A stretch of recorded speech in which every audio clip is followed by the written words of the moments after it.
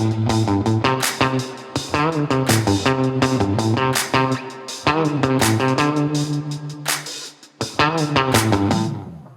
to the Penguin Magic Podcast. I'm your host, Erik Tait. We have a barn burner of an episode this week. If you've been paying attention to the internet the last week, two things have been going on. One, FISM, the World Championships of Magic, has been happening. Now, we're going to get back to that with a FISM wrap-up on another episode. But the other thing happening is a very fluid situation. It started with Mark Bennett releasing a ring flight built into an air tag called Airflight. It has resulted in a deep Netflix-style documentary dive into the business practices of Yagal Msika. Now, when I say that this is a fast-moving situation, I mean that this story is moving faster than Usain Bolt strapped to a rocket ship powered by a combination of Red Bull and an El Duco reel. Before you listen to this, you should know that the video went up on Monday.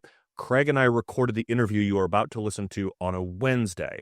When we recorded the video had been under a review by YouTube for a privacy violation and taken down. Then the takedown was contested. Then that video went back up and Craig had put out a follow-up video. There is stuff that we discuss in this interview that was happening literally moment to moment while the interview was going on. Now, I'm going to give you an update at the end of this episode to let you know how much things have changed and give you some thoughts. For now, regarding Airflight, Mark Bennett, Yagal Msika, and the issue of patents and patent applications in Magic, I caught up with Craig Petty in a picturesque Italian villa, and now you get to join our conversation. Craig Petty, thanks so much for joining me here on the Penguin Magic Podcast. It's been too long since you've joined me, buddy. I know. I'm excited.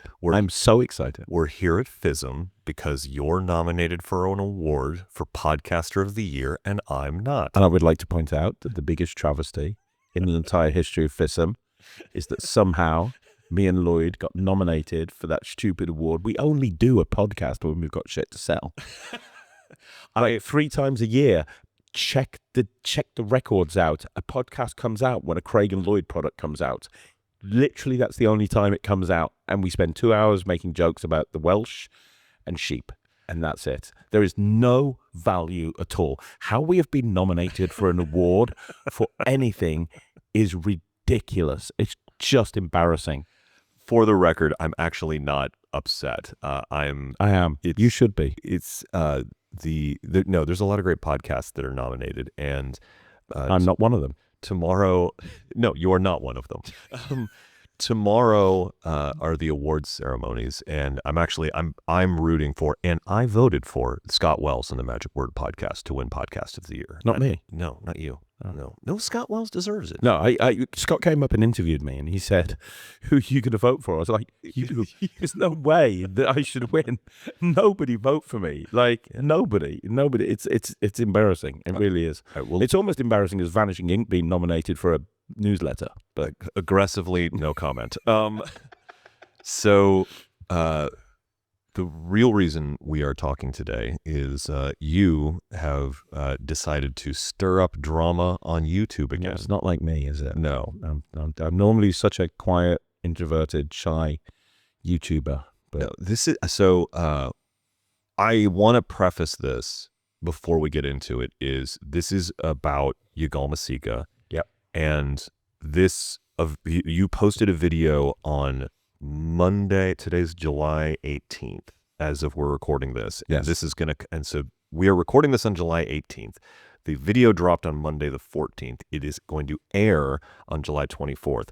And this is a very fluid situation. Every day things are changing. So you are listening to this. And before we even start, I will say the same thing at the beginning of this podcast that I said at the beginning of that video, because I'm dealing with somebody who has a history of taking legal action for absolutely no reason at all against people that shouldn't have legal action taken against them. So I do want to preface this by saying that everything I say on this podcast is my opinion and is backed up by facts. And if you want to see those facts, go and look at the 3.5 hour video that I put on YouTube. I have to say that because I don't want to get sued. Yeah. It's I've seen an hour and a half of it. I'm hoping to finish it up tonight before I go to bed. It's very it's very detailed and more journalistic than I'm used to with you. Well, normally it's me standing in front of a camera or sitting in front of a camera shouting. But here's the thing. Because we're dealing with Yagal Msika and because he has a pattern of, in my opinion, bullying people using litigious methods, I sought legal action before I put the actual video out. And one of the things that I was told by my lawyer is I have to make sure that all of the interviews that I did, because I didn't want it to be just me sitting in a studio for 3.5 hours, I wanted it to be backed up with people who have a story to tell about this situation. And I was advised that all of those interviews have to be put up in their entirety with no editing whatsoever.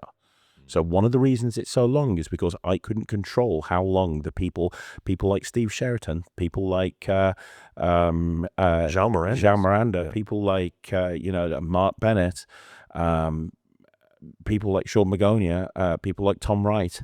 I couldn't control how long they would or wouldn't talk for, and I can't cut that down. Yeah. So if you actually look at it, out of that 3.5 hours, over 2 hours of it is me chatting to people and listening to what they say. The Mark Bennett interview is pretty interesting because Mark does lay out this like very methodical story of what happened. But before we get to that, so viewers know we are discussing Yagal Msika, the creator of Spider Pen, Tarantula, a number of products, generally around animation. Mm-hmm. He also had he's had a number of things. Loops is probably the thing he's the most closely associated with. Yeah. Could you, at a very high level, discuss what the video is about? Yeah. So anyone listening to this who's not familiar with it, which the video has 14,000 views, which I didn't know there were that many magicians in the world. So, yeah, right. So I assume everyone listening to this knows what's going on, but please give anyone who doesn't a very high. Let's try and take a 3.5 hour video and bring it down into a minute. So basically, I got approached by Mark Bennett. Yagal Msika bought out about 1.5 years ago a ring flight, and it was a ring flight housed in a key. Now, obviously, I don't need to tell people ring flight has been around since El Quran. It's been around for years and years and years, and really the first people to put a ring flight into a key was Rinky Dinky Steve Sheraton. Probably the market leader would be considered to be Dave Bonsall from Prop Dog with the ring flight revolution. No question. He put a ring flight into a key. Fine, ring flights come out all the time. At Blackpool this year, Mark Bennett bought out Airflight, which is a ring flight built into an AirTag, which is super smart because people like Ryland can now do ring flight. He doesn't drive. It would be stupid for a 12-year-old kid to have a car key on his keys, but an AirTag, absolutely golden. And presentationally, it was different, and so on and so forth. So Mark Bennett gets contacted by Yagal Msika, and he gets basically over the course of several back and forth emails and text, which you can listen to the video to find out about. He gets told that his Airflight is infringing on Yagal Msika's patent, and he holds intellectual property over such things like the hole that the thread comes out of, the length of the chain that comes off the bottom of the ring flight, and presentationally, apparently, according to Yagal Msika, presentationally, nobody ever put ring flight into the hands of a spectator before he did it 18 months ago. And Yagal Msika says, hey, you're infringing my copyright because you moved a hole. Now, that's actually not true. He didn't actually. The hole is completely different. He's never even seen the bloody thing ever. But anyway, Mark Bennett contacted me. I'm very good friends with Mark Bennett, and asked me what he should do. And it got to a point where Murphy's effectively pulled the product. Now, they didn't pull the product. A lot of people are saying that Murphy's pulled the product. They didn't. But what they did is they all the stock was sold, and they did not put another purchase order in, which you know as well as me is effectively pulling the product. Yeah. It means that they are not going to carry it anymore. And the reason for that is because Yagal Msika got Austin Murphy involved, got Murphy's Magic involved, and said, hey, If you, and this is hypothetically, this is based on my opinion, you can watch the whole video, but Murphys were brought into the conversation, and Yagal Msika put Mark into a position where unless he gave him $6 a unit, pulled the product, gave him a credit, then legal action was threatened. So that's where I got involved. I said to Mark, well, I can do a video on this, but I'm going to need to do some research. I didn't realize, I always knew Yagal Msika was not particularly well liked by certain parts of the community. Yeah. I didn't know why. Our paths have never crossed. Unless I'm very much mistaken, I don't think I've ever met him. I've reviewed some of his products in the past. He sent me a couple of emails, which I never replied to, but that's about it. Now, looking into it, I then uncovered a whole bunch of stuff. I realized that this pattern of leaning onto people legally in order to enforce his let's just call it what it is. It's bullying and intimidation. He has a pattern of doing that. So I interviewed Tom Wright. Tom Wright released the Oblivion coin flight with World Magic Shop many years ago. Yagal literally rang him on the phone and told him, you can't bring that out. It's similar to mine. It's identical to mine. Pull it down straight away. Never even seen Tom's method. It's a completely different method. And what happened there is Dave Penn, who owned World Magic Shop and had the rights, laughed at him and said, go away. But he lent on Tom Wright.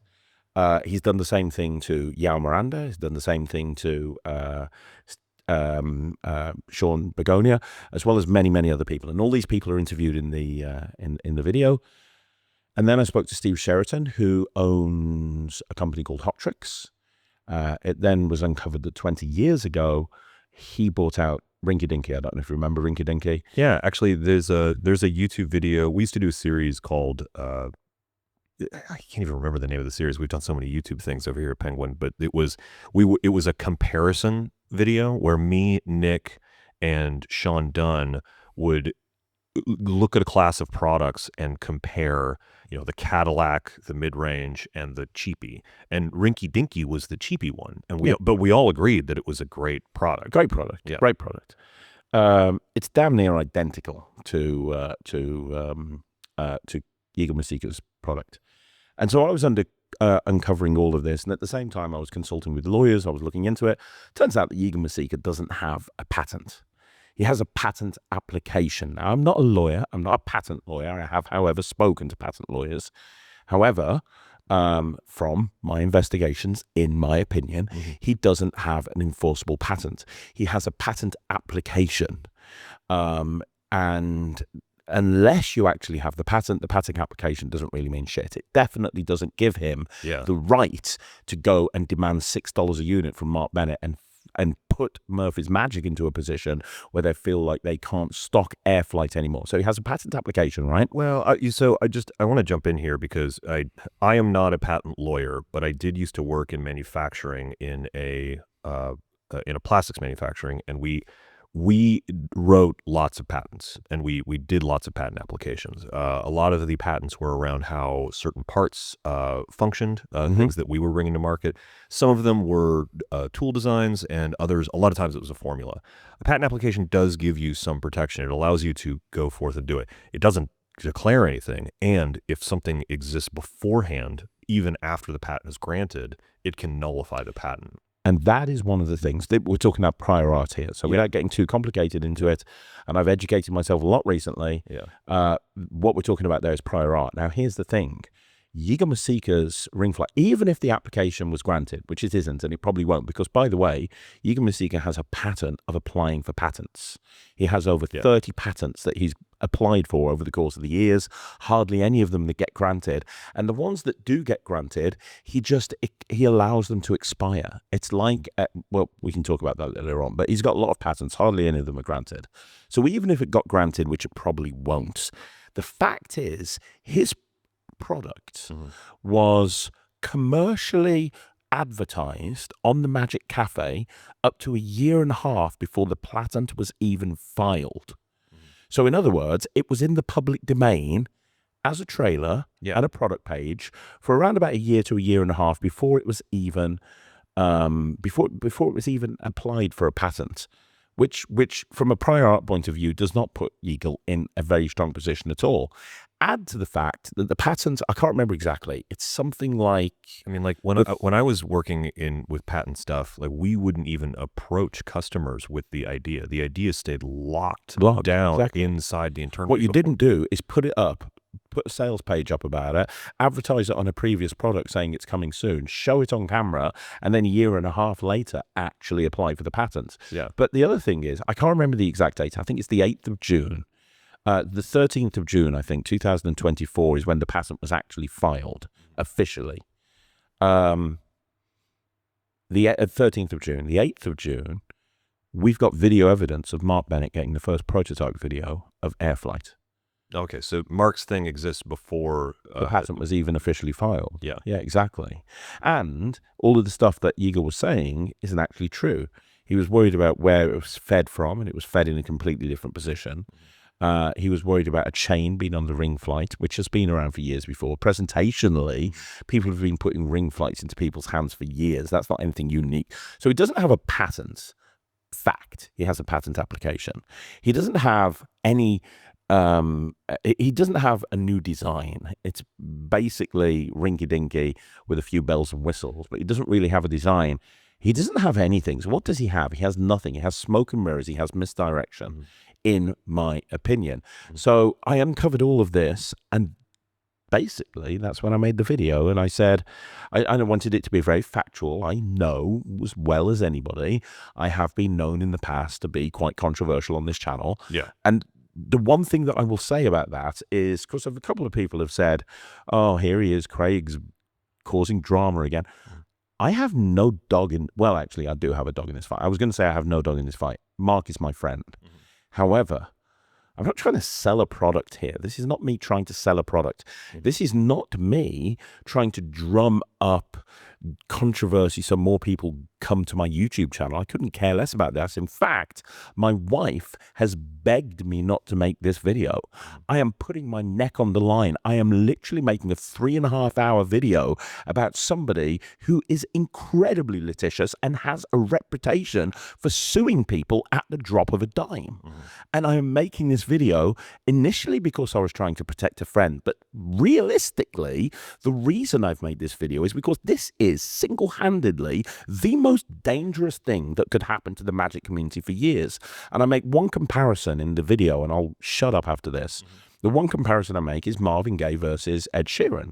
For those people that don't know what that's all about, a couple of years ago, Marvin Gaye's estate sued Ed Sheeran because of a chord progression that he used in one of his songs. And they said this is very similar to something that Marvin Gaye used. Ed Sheeran went to court and he won. And he won by approaching the jury, taking out a guitar and playing that chord progression 12 different ways in 12 different songs and showing that a chord progression is used in many different songs. So why single him out? And afterwards, when he was asked about it, he said, I had to stand up for this because if I didn't, the music industry would die. If you could sue somebody because you are using a chord progression in your song, then the music industry, creativity in music will die. We are in the same situation right now. We are dealing with a man who, at best, in my opinion, is a narcissist and an egomaniac. Somebody who has a documented history over the last 20 years of using fake patents and patent applications and legally bullying and intimidating people to try and force his will onto them in order to try and make people do what they want. It has become a pattern of it's how I would like it's part of his income generation scheme. I didn't put myself, I didn't want to make this video, but honestly, I think that this is a dangerous thing to happen to magic. I want to address why, because I think it is important to talk about it. I have one question about the patent, because you are more intimately familiar with it than I am. Yeah. You've presumably read Yigal's patent application? Yes, I have it. Great detail. Okay. Is the patent for like a ring? Like, is it for like a reel inside of a key that attaches to a ring, or is it for like the location of the hole?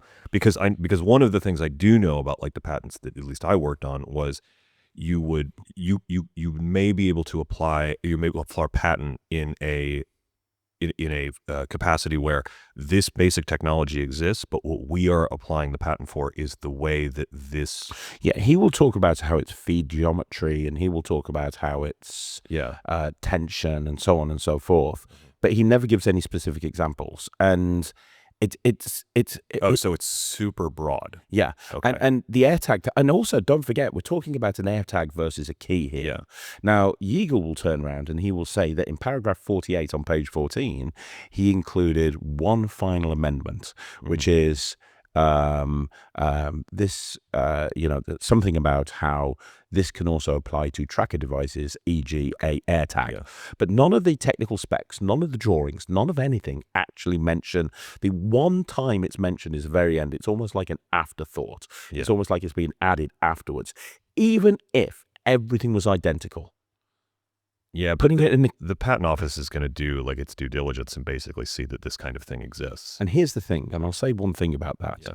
This industry, and you know this as well as me, this industry is self-policing. Well, so that's the thing is that I completely agree with you that like legally threatening people over this it takes a lot to get there, because that's just not how things are done in the magic world. Because I did a really interesting interview with a woman named Sarah Krassen, who is an intellectual property lawyer. This is in like the first or second season of the Penguin Magic podcast. If you're listening to this, like go listen to it, because Sarah is an intellectual property lawyer who deals with patents, and she talks about a lot of this stuff. And there's so much of magic that cannot be patented. Like she talks a lot about how you really can't patent a card trick because it's a series of moves and choreography, and there's no legal framework to protect that under the way U.S. patent law works. Now, you can patent devices, which makes sense that Yigal was doing that. I mean, it's widely known that Copperfield had patented his flying illusion. Now, it's also widely thought that he used a false explanation for that, just for stuff. But the way the sawing in half illusion got out, I think it was that it was patented. Yeah. And that's how other people started to like understand the principles behind it. Yeah. So I hear the argument of, well, my routine works this way, but there's no real legal protection for that. It's all you can do is be mad. Yeah, exactly. Right. And the thing is, like, right. And also to your point, there is a lot of ring flights that put the keys in the hands of other people. I mean, Roddy McGee's ring flight, or not, Roddy McGee's Flight 101 has variations where you put the keys in somebody's hand while the ring is still apparently in your hold in your hand. I think Dave Bonzel's Ring Flight Revolution does that too. Like you end up putting the keys in their hand before. Yeah. Or at least I've definitely seen variations of it where somebody's holding the keys while a magician is holding a closed hand. Yeah. There's lots and lots and lots of different variations. I mean, I've been doing that for decades, but something like the perfect example is Tom Elderfield on Flight by Illusionist. Which Steve Thompson's Illusionist, I think it is. Flight 2 years ago. That's the exact presentation. Yeah, different method, but the exact same presentation. Here's the thing, but that's always self-policed. Yeah, and this is the thing. How many times have you seen in this industry something come out, and either on the Magic Cafe or a forum or somewhere or a Facebook group, they go, hang on a minute, this looks like a rip-off of this. Yes. The second something comes out that's similar to something else, the community will call it out. Hell, let's just call a spade a spade. That's why I left this community for a decade, because I was called out for ripping off New Wave Prediction by Bob King and calling it red. And you know what? I did. The industry is full of people that will self-police this situation. Yeah, I mean, you had the same, not to bring up old wounds or anything like that, but you sort of had the same thing with ED Seats, and that ended in interesting ways.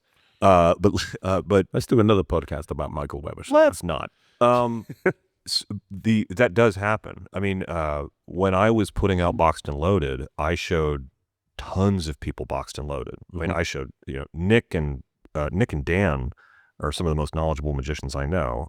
Even Sean Dunn has seen a ton of stuff. None of them have ever seen anything like it. And all of a sudden, Caleb Wiles waltzes into the place and pops my dreams and goes, "Oh yeah, that's from a Sankey thing in the '90s." You know, I mean, we were on the verge of filming it before we found out that it was a Sankey thing. So I went to Sankey and said, "Hey, I've been doing this for a couple of years now. Here's my work on it. I want to go and publish it, but I now know it's from this. Is that okay?" And Sankey gave me permission. He was like, "Oh, thanks for Sankey had forgotten about the movie." Yeah.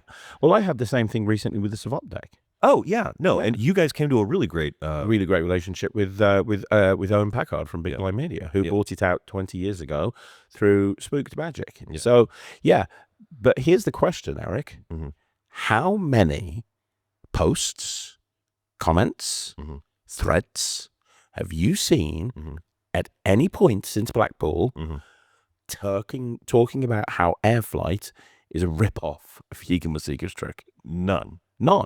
Because without being funny, comparing the two and saying the one is a rip-off of another is fucking insane. Yeah.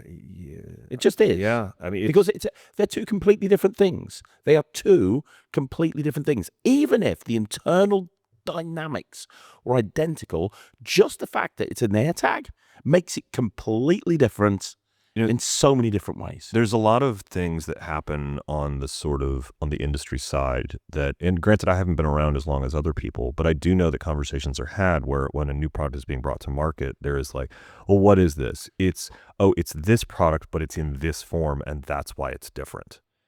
Yeah. And like, I mean, like, hang on. Yeah. Let's just talk about Credit Swipe. It's Presto Printo on credit cards. Yeah. Well, Xerox by Roddy McGee.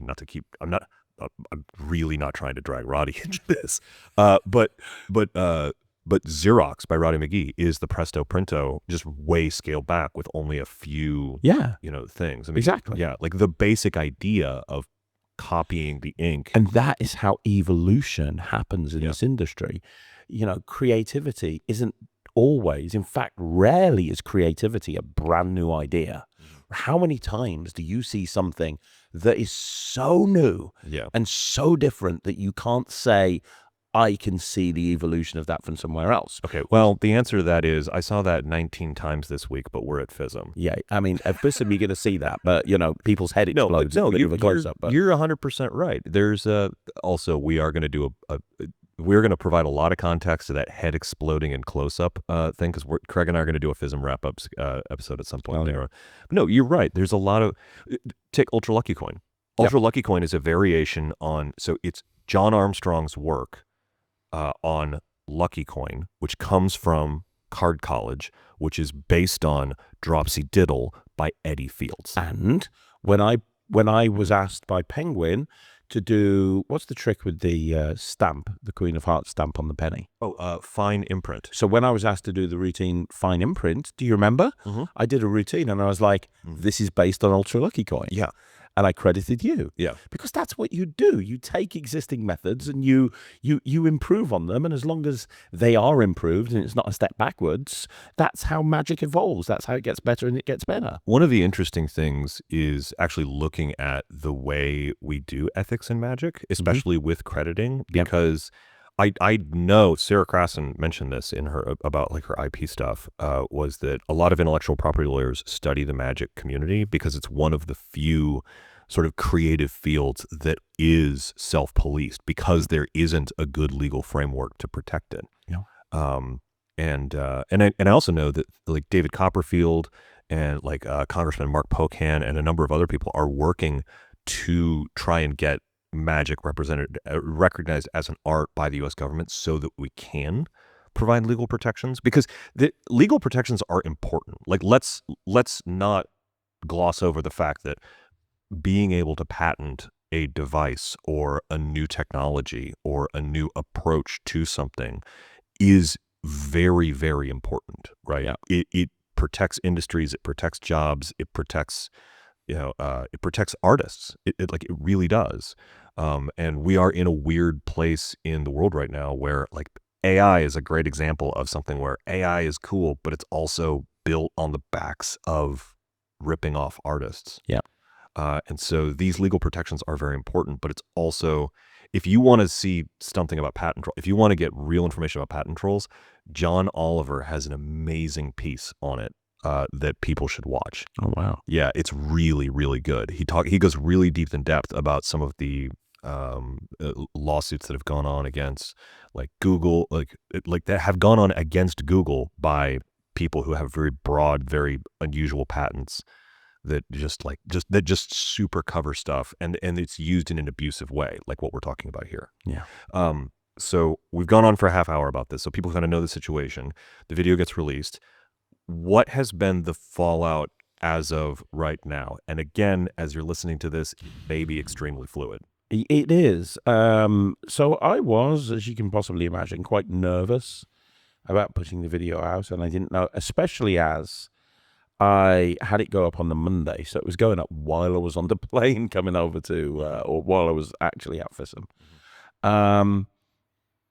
It's been interesting, to say the least. So I'm actually going through my phone to try and find something, because one of the things that's happened is so many people have come forward. So many people have come forward to me. Huge names in magic.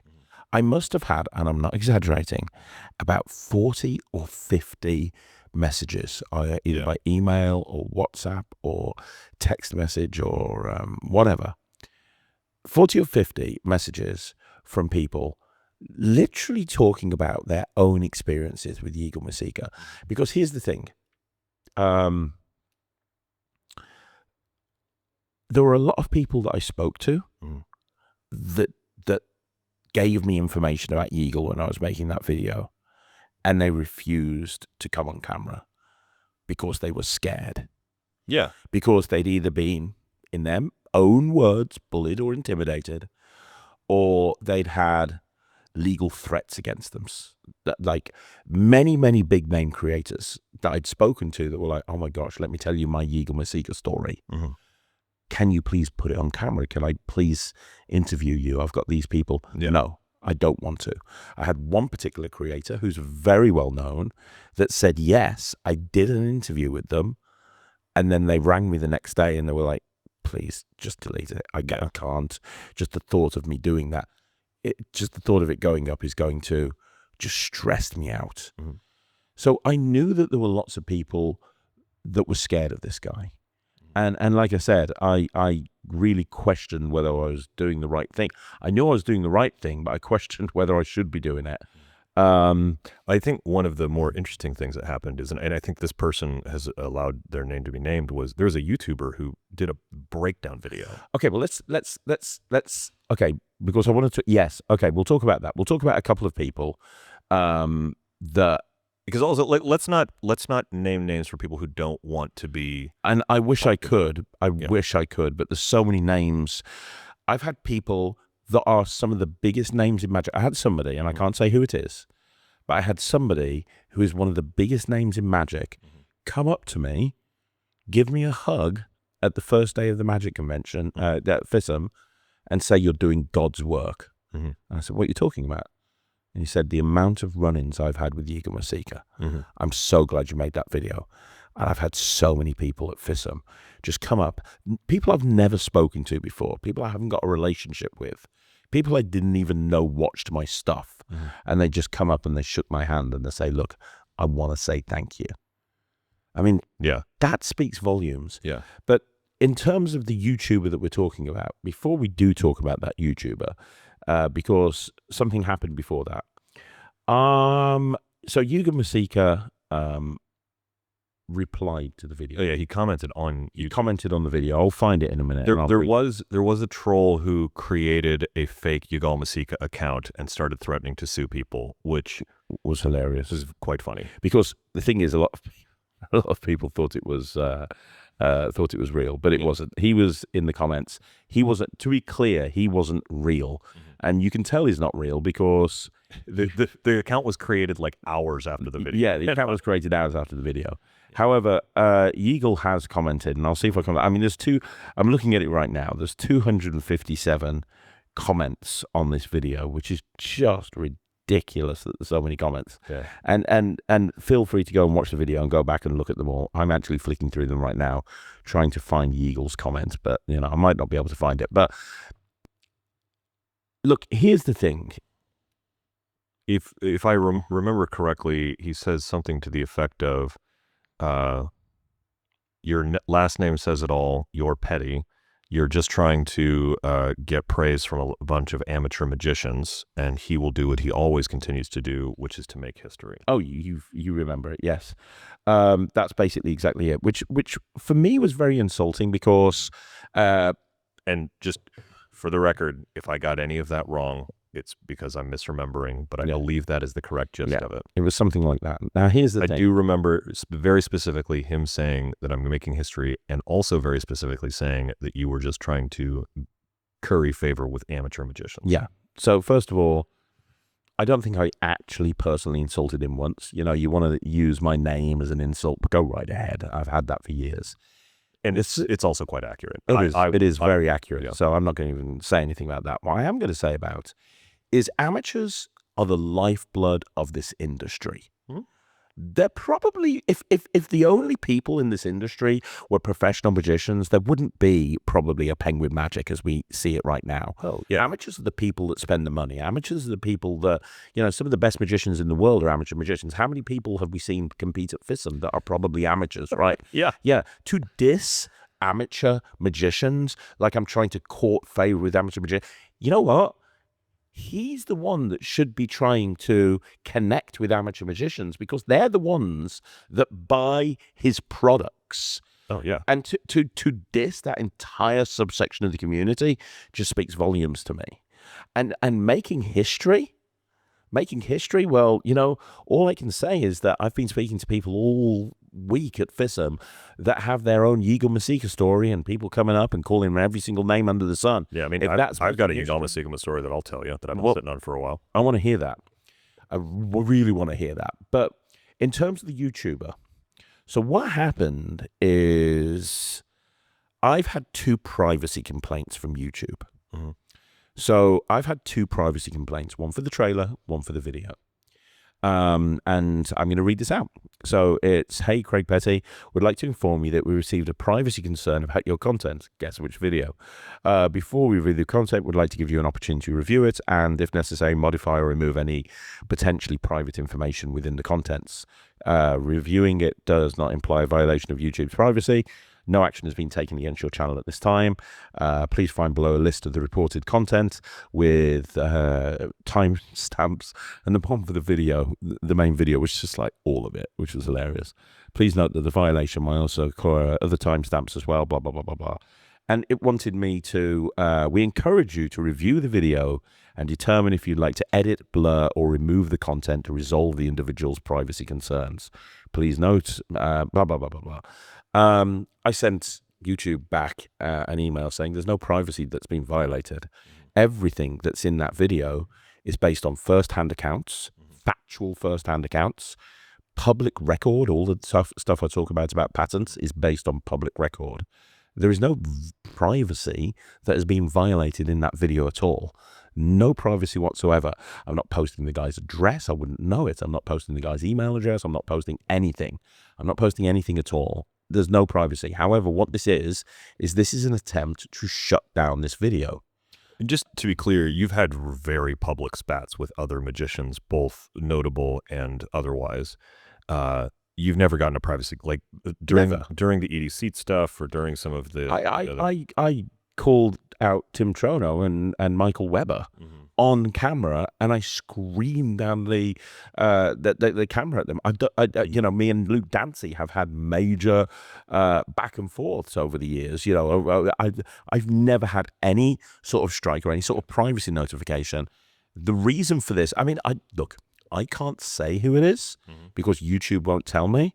All I can tell you is I've never had a privacy violation in uploading thousands of videos, and now I have 2 about the 2 videos that concern Yagal Msika. So the video goes up, Yagal comments, Yagal comments, somebody sends up a privacy violation, you have a number of creators reach out to you and tell you share their stories. Yeah, and I'll read a couple of them out in a second. Okay.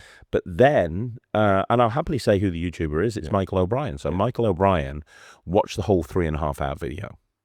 And he thought, you know what I'm going to do? I'm going to put up a 15-minute video summarizing everything for people that don't want to watch the 3.5 hours. Yeah. And he included the little trailer that I did for it. He got a privacy violation and a notification from YouTube as well. He's never had any sort of copyright strike. Now, unlike me, Michael didn't want to go against YouTube. I don't particularly want to go against YouTube, but I know I'm in the right. Michael pulled the video. So Michael pulled the video down immediately and has since put up another short video explaining why he pulled it. And it's him saying, hey, I had a privacy violation. I've never had a privacy violation before. I don't want to have a strike against my channel. I can't say who it is. As far as I'm concerned, I have to speculate, this is not fact, but if it is Yagal Msika that has sent or his camp that has sent the privacy violations out, what we are trying to do here, or what he is trying to do here, if it is him, is to control the narrative. Step 1, take the video down. Step 2, take the trailer down. Step 3, stop anyone from talking about what the contents of that video is. It's strange to put up a privacy violation about a breakdown video, because that's a review. It's not. It's just saying, like, look, this happened. Yeah. Like this, like reality exists, and I'm going to talk about reality. Like, this video came out. Yeah. I'm going to tell you what was in the video. Yeah. That's like me going to see the new Captain America movie, and then posting a review about the Captain America movie, and then Marvel saying, hey, just because Eric doesn't like big, angry, red Harrison Ford, we don't want him to talk about it. Yeah. Like, that's that the movie exists. Yeah, absolutely. Here's the thing. That, by the way, is the name of this podcast episode, is Big, Red, Angry Harrison Ford. I love that. Okay. I love that. Please continue. Here's the thing. This is what Yagal Msika is going to do, in my opinion. He's already tried to pull the video down. I can guarantee you that's not going to work. He's already trying to stop other people from talking about this. I wouldn't be surprised if he tried to pull this podcast down. The next thing he's going to do, and I can guarantee you, in my opinion, sorry, I have to keep saying that, but in my opinion, the next thing that's going to happen is he's probably going to bring out some sort of content of his own. It could be a statement, it could be a video. He's going to try and discredit Sean Begonia. He's going to try and discredit Yao Miranda. He'll probably talk about how what they're saying is not true. He'll try and discredit me. He'll probably talk about Red. He'll probably talk about me being kicked out the magic circle. He'll probably talk about all the things that I've done in the past that I've been openly talking about for the last few years. Yeah. He will deflect. He will deflect, he will deflect, he will deflect, because he doesn't want people talking about the facts here. Here's what he should be doing. Here's what he should be doing. And Yagal, if you're listening to this is a direct one-on-one from me to you. Instead of deflecting, instead of trying to pull down videos, instead of trying to discredit the person who brought this to other people's attention, what you should be doing is trying to do the right thing. When dozens and dozens of people come up to me, talking to me about how they are scared of you, they're intimidated by you, talking to me about things that have happened to them, you need to do the right thing right now. And the right thing, honestly, is to mend your ways. And, if I can say one thing to him, it's do that. It's try to be. You say you love this community. Actions speak louder than words. If you love this community, prove that you love this community. Prove it by telling Murphys that you're happy for Airflight to be stocked.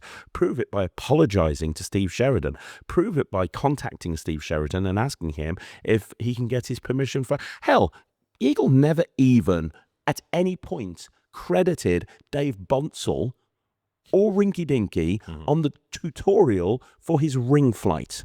Does he credit Al Karam? I can't remember. I don't want to say that because I don't know for sure. Yeah. I know there's a part in the tutorial where he goes, oh, there's another guy in England that put a ring flight in a key. How can you have that conversation without talking about Dave Bonsall and Prop Dog, for God's sake? And why don't you beat around the bush? Why don't you stop beating around the bush? And if you're going to sue me, just come over here and sue me. If you think I've done something so wrong, why don't you get your lawyers? Why don't you get them to write a little letter? And then what I want you to do is put it in an envelope and send it my way. Okay, so I got one more question, then I'll tell you my Yagal story, and then we should wrap it up. Yes. Do you want? I want to read you a couple of things that the people have said to me very quickly as well. But go on. Go. With the have you heard from you? Like I don't talk to a lot of other dealers except when we're having coffee in the very early morning as we open a dealer's room. Have you talked to other dealers about what their approach to like Mark Bennett's trick is? Yeah, there are dealers, and there is a big movement that's happening. Mm-hmm. Dealers are wanting to stop stocking Yagal Msika's products. That's big. Yeah, that's big. I've spoken to quite a few dealers, some big names that people will have shopped at. Mm-hmm. I also know that there are dealers that are sending emails to Murphy's Magic saying, hey, should we even be stocking this guy's stuff? Have you seen this video? Have you seen what this person is being accused of? Okay. Well, I mean, that's a difficult position to be in. Yeah, and I'm going to give you a scoop in a minute as well. But you want to hear just a couple of things that people have said to me? Would you like to hear that? Yeah. So here's just a couple of things. So there's a guy called Sebastian Houston, who says, damn, Craig Petty, I would love to have chimed in on your video and the issues I had with him over the Trinity and Legacy thread. I could tell you about the pocket dial calls he gave me at 11 p.m.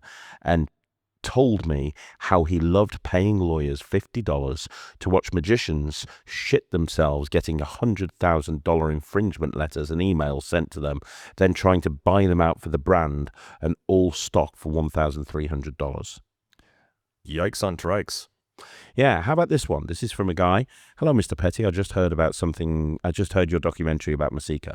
I've been threatened, almost lost all of my money and even my company of an invisible elastic thread, RB Productions.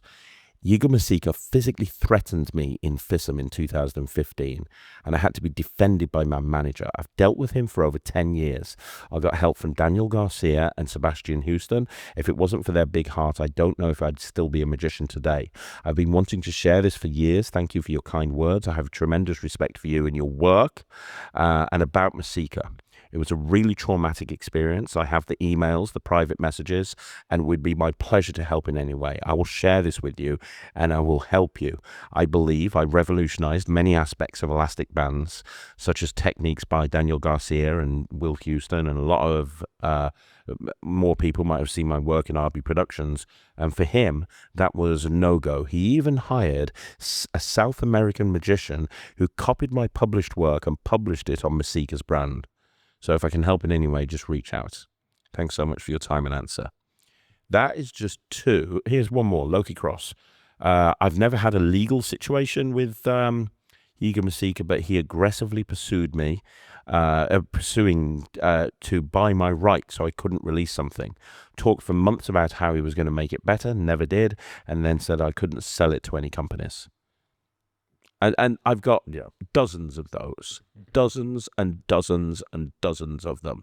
If the words "no smoke without fire" don't mean anything, this is just, when I made the video, I was like, oh my God, this is shocking. Mm-hmm. The amount of things that I'm uncovering since then is just ridiculous.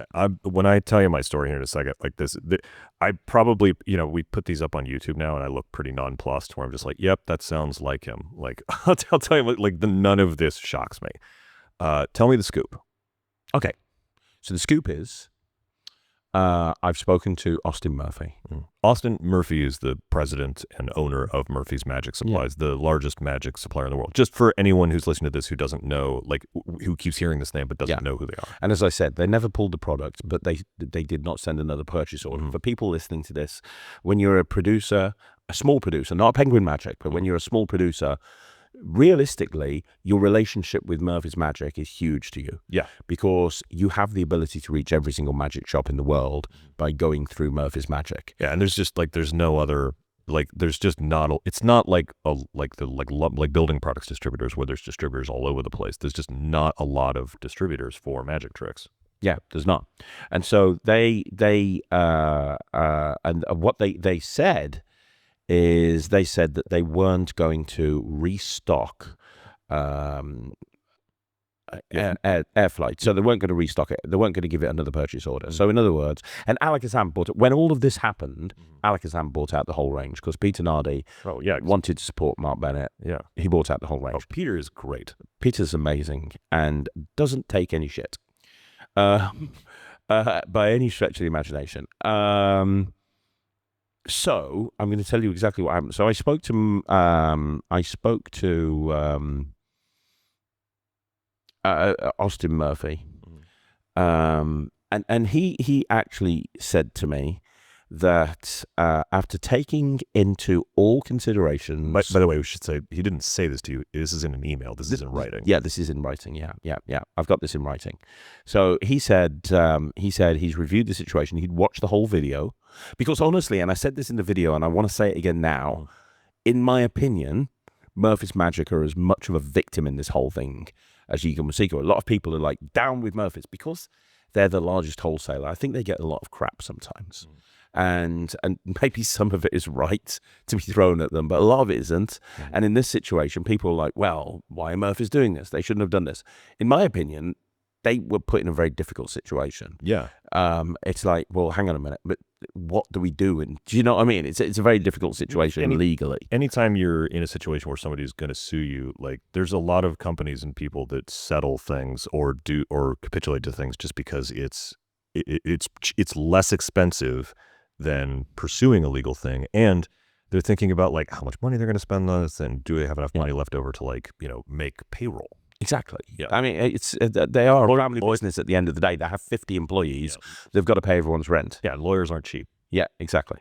So, but Austin reached out after the video went live. He watched the whole thing, and he said, after taking into consideration, we believe Airflight deserves its space in the community, and we're willing to support that.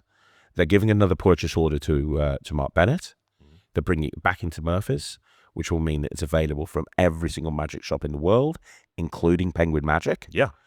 It'll be available absolutely everywhere. And Austin has said if any, they're going to stand by that. So any repercussions that come from Yigal regarding that, I imagine Murphy's will deal with internally. I have no idea. I don't know. I don't want to speculate. Yeah. What I do know is directly from the CEO of Murphy's, they are bringing Airflight back in, and they are giving Mark Bennett another purchase order. As far as I'm concerned, this is a David versus Goliath situation. This is Mark Bennett, smallest production company you can probably imagine, only been around for 2 years, literally doesn't sell anywhere near. Penguin will ring out a trick and it'll sell more in one day than his product will sell in an entire lifetime. Especially if it's an Erik Tait product. Yeah, right. Especially. But the fact is, he is David in this situation, and Yagal Msika is Goliath because he has intimidated some of the biggest names in Magic, and I know I've been speaking to them this week. And he's won.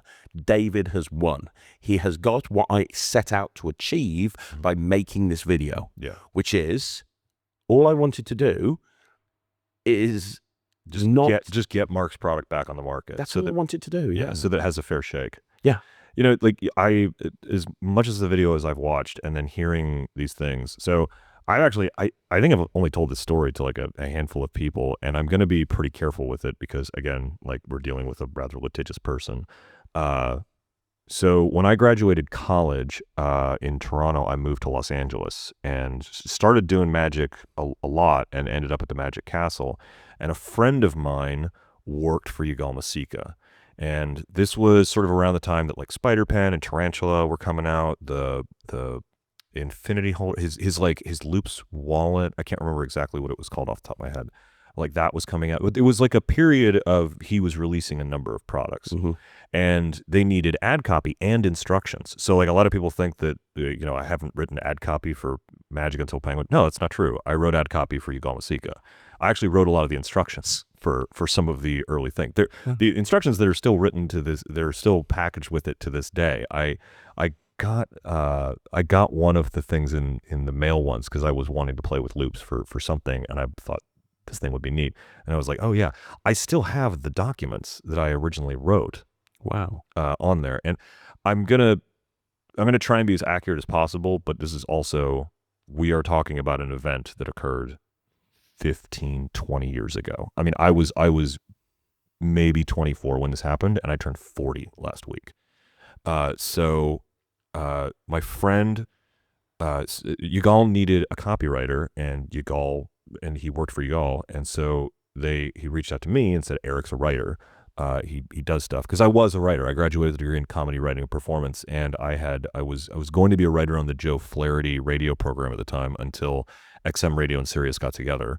And I had done a bunch of writing for other companies. I was a story editor for a production company at the time. So like I was writing on a regular basis, not just doing magic. So I wrote all this ad copy and instructions, and the deal was $100 per piece.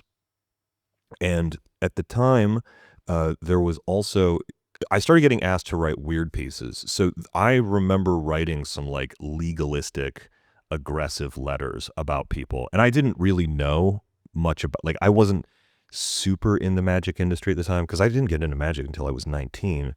And then I was kind of away from it when I was doing comedy in school. So I didn't know a lot on the industry side. So I just had this guy going, look, someone's infringing on this thing. We need to scare him with a letter. Can you write this? And I was like, sure, I can write something scary. Not a problem. And I ended up writing like 16 or 17 or 18 pieces for him. And he paid me for 4 of them. And then I had written a bunch of stuff in a short period of time for him, because he kept asking for stuff. And I would do revisions too. And as a freelance writer, it's very common for the deal to be you're writing per piece, and you guarantee like 3 revisions before you start like incurring another cost for it if they're asking you to go back and change it again. And we had like discussed this, and I think we even discussed it via email. I would have to dig back through 15 years of email on my AOL account, is how far back this is. Yeah. And then suddenly the check stopped coming. And so I reached out and I was like, hey, I've just written like my 16th piece. The bill is, pretty high. And he said, oh no, the deal was for you to get $100 to write for me. And I was like, no, per piece. And he was like, no, it was $100. I gave you that extra as like a nicety. And I was like, no, it was $100 per piece. Like who in their right mind would accept a deal to write in perpetuity for somebody for $100? I was like, this doesn't make any sense. And his response was basically, well, if you really think that way, lawyer up. And I was, and I cannot emphasize this enough, a 25-year-old college graduate living in Southern California. Lawyering up is not an option. Yeah. So I just left it alone. And I began avoiding Yigal at the castle, because it was just, I was embarrassed that I let myself be taken advantage of in that situation, because I worked really hard on a lot of that stuff. And again, it's still being used to this day. Every time I see certain advertisements that haven't changed in a long time, I'm like, oh, yep, I wrote that. And the last time I didn't speak to him at all until he was on the podcast. And it was really hard for me to not bring it up. But yeah, no, that's the story. That was, so when you put this video out, and then and like over the week, as you've like shown me these messages, like seen these things, I'm just like, yeah, that tracks with everything I experienced. Yeah, well, I mean, that's a perfect example of what Yigal, in my opinion, sorry, I have to keep saying that, in my opinion, looking at all of this, it creates the pattern of somebody who just loves money. Why would you patent something and then constantly, like why would you stiff a college kid over like a couple $100? Exactly. Right? It's all about money. He likes money. He wants as much money as possible. And all I can say about the situation is, I don't have animosity towards anybody. I would love to sit down with Yigal one-on-one and see if we can find common ground. Hell, I had a very public spat with Luke Dancy. And me and Luke are fine now. We've been messaging about having beers at Magic Live in a couple of weeks. You've got his name tattooed on your bicep. Really do. I had very public... we have to be factual here. It's not your bicep, it's your forearm. And it actually says, I love Luke Dancy. Yes. But I had a very public spat with Tim Trono. Yeah. Went out for dinner with him at Blackpool. So, I'm fine to sit down with Yigal.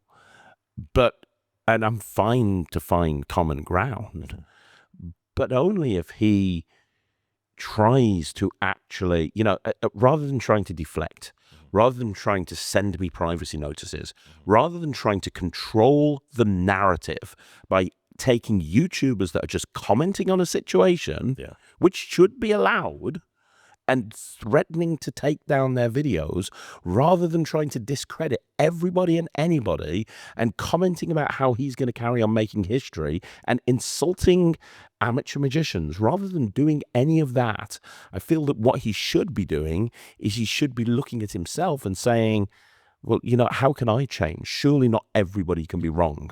And if he doesn't change and he carries on trying to do this, what's next? He sends a privacy notice. What's next? Is he going to send me a slap? Is he going to send me a cease and desist? Because I guarantee you, if he does, it's going to get ripped up on camera. What exactly is he going to do next? I don't know. But what I do know is the way to deal with bullies is to stand up to them. The way to deal with, but that's what's happened. Yep. Mark Bennett has won because he stood up. And to be clear, could it be very easy for Mark to go, I'll just go on to the next product? It was difficult for Mark to take that, to appear on camera and to appear on a video like that. It was difficult. It would have been easy for me to not make that video. I've literally put my career on the line here. I've literally opened myself up to take the most litigious person in magic who's got a habit of habitually suing people, and I'm the one that's on YouTube making a 3.5-hour video about how the guy's an asshole, in my opinion.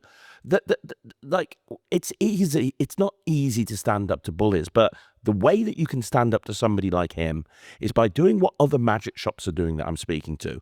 Every day I'm speaking to more dealers, and they're like, you know what? We're not going to stock Yigal's products. You want to deal with this? You want to force him to see the light? You vote with your wallets. You vote with your wallets because the guy loves money. It's why he would openly not pay a college graduate when he's got, a deal in place with you. He loves money. Let's wrap this up because I don't want this to be a 3.5-hour Craig Petty video. I'm just getting started. Also, I just want to say, it's sort of insane that the outcome of this situation is Craig Petty is asking someone to be a gentleman. It's funny because it's true. Craig, thanks for coming on and talking about this. And I guess you're open to talking to Yigal. I would love. I guess I am too. If he wants to come on the podcast, you know what? His end of things. And here's what I want to do. Yeah, let's have a live debate on the Penguin podcast. Yeah, Eric, you can keep us in line. Yeah, we'll have a live debate. Okay, he can put his. I want to give him the right to reply. Yeah. Let him put his point of view across. I mean, we can't be inside somebody's head, so we can't know. Yeah. Because it may be just like, an open conversation clears the air and everything goes away. That's what's happened with me and Luke. And we move on to the next Craig Petty drama. Well, there's going to be one. Craig, thanks for coming on the show. We'll have you back on to do a proper wrap-up of FISM because this week has been nuts. There are massive highs. Yeah. And there are incredible lows. We have to go deal with this Italian summer. Thanks so much for being on the show, and thanks to all for you for listening. Bye.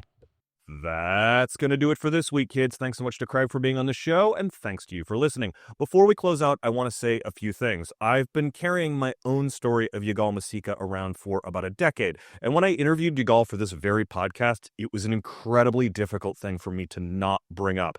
Only some of my closest friends know that story, and given Yigal's litigious nature, I'm more than a little worried about telling it publicly. Although I stand by the story, and if necessary, I will dig through decades-old emails to get specifics.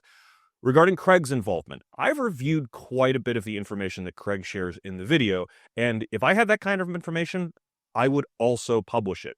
This show doesn't do journalism very often, but these are the kinds of stories that are important to tell in the magic industry for a couple of reasons. And I want to highlight why this is worth covering. You see, as we've discussed many times on this show, we are a self-policed community when it comes to rights and attribution. Legally protecting intellectual property is incredibly difficult in our industry, and it's something producers like myself wrestle with every day. We work very, very hard to make sure that the people are properly credited and things are only published when all the I's are dotted and the T's are crossed and the history books thoroughly checked. Even then, It's possible to make mistakes. That said, the actions discussed in Craig's video are extremely unusual, and that's why it's newsworthy. It would be newsworthy if the same type of actions were taken by Penguin Magic, Vanishing Ink, or any independent producer of any size. If this were just another argument on the Magic Cafe, I'd focus on something else in the industry, but it's not. It's a way bigger story, and we're going to keep covering it and bring you information as we get it. Also, in the beginning of the interview, I mentioned that I hadn't seen the entire interview, or the entire video from Craig. I have had an opportunity to review the entire video Craig posted. The interview with Sean Begonia and João Miranda is absolutely wild, and you should listen to it. As always, we're a weekly podcast, so be sure to like and subscribe, as well as share your favorite episodes on the social media platform that you're looking for information about FISM on. If you wanted to reach out to me about anything on this week's show, you'll have to slip it to me in a note between the 2 trophies that Team North America brought home. We were hoping for 1 trophy, expecting none, and we brought home 2. I am over the moon for how well we did this year. It's time to start looking at building the team for 2028. Could you be the next person representing North America? Could you be the next person bringing home a FISM trophy? The search begins right now.